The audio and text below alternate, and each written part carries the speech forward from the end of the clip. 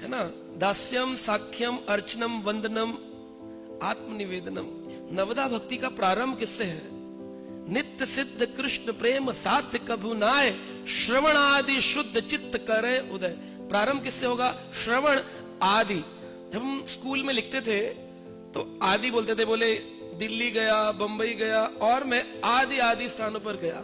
श्रवण आदि शुद्ध चित्त करे उदय। बाकी सारी प्रक्रियाएं तो शुद्ध करती ही हैं, लेकिन सबसे प्रमुख है श्रवण। श्रवण आदि शुद्ध चित्त करे उदय। वह कृष्ण प्रेम जो जागृत सुप्त अवस्था में है, वो जागृत अवस्था में आएगा केवल किससे? ध्यान पूर्वक हरि कथा का श्रवण करने मात्र से। ये हरि कथा की महिमा है।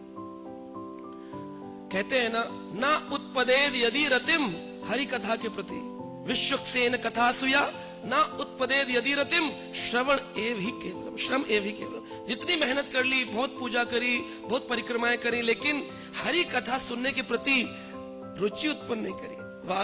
विश्वक्सेन कथा सुया, ना उत्पदेद यदि रतिम, अगर आपकी रति उत्पन्न नहीं हुई हरि कथा में, श्रम एव ही केवलम, वेस्टेज ऑफ टाइम हो गया साहब, पूरा जीवन निकल गया। पर उन्होंने क्या किया? बड़ी जल्दी इस पॉइंट को जिम ने पकड़ लिया, भागवत क्लासेस अटेंड करना शुरू किया प्रतिदिन। कभी ऐसा नहीं होता था भागवत क्लास में वो ना हो, और कभी कभी ऐसा होता था केवल वही होते थे, कोई और आता ही नहीं था, पर ही इज ऑलवेज देयर, हमेशा थे।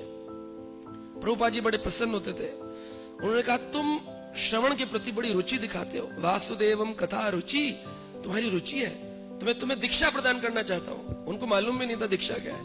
हमको सब कुछ मालूम होता है, फिर हम बोलते हैं हमारी दीक्षा करवा दो, हमारी दीक्षा करवा दो।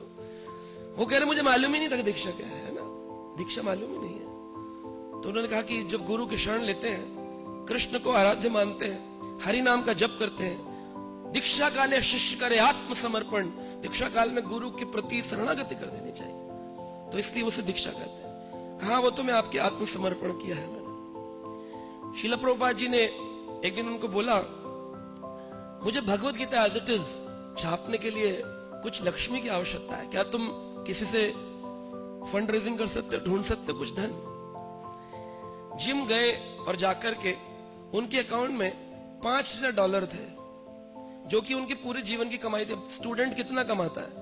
थोड़ा मोटा कहीं काम किया, कुछ स्टाइपेंड मिला, कुछ कहीं से पॉकेट मनी मिली, $5,000 उनका सेव था। बिना सोचे समझे यथारूप पूरा अकाउंट खाली करके श्रील प्रभुपाद जी के हाथ में दे दिया। बोले आप गीता छाप लीजिए, मेरे को कोई धन की आवश्यकता नहीं। अब आप बताइए इसको क्या कहेंगे? दीक्षा काले शिष्य करे आत्मसमर्पण। और दीक्षा काले नहीं, दीक्षा पहले ही कर दिया आत्मसमर्पण, सब कुछ प्रदान कर दिया। प्रभुपाद जी ने उनको दीक्षा दी, बोले आज से तुम्हारा नाम जिम नहीं जयानंद होगा।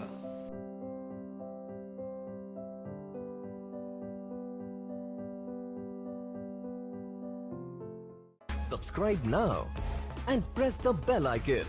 Never miss an update.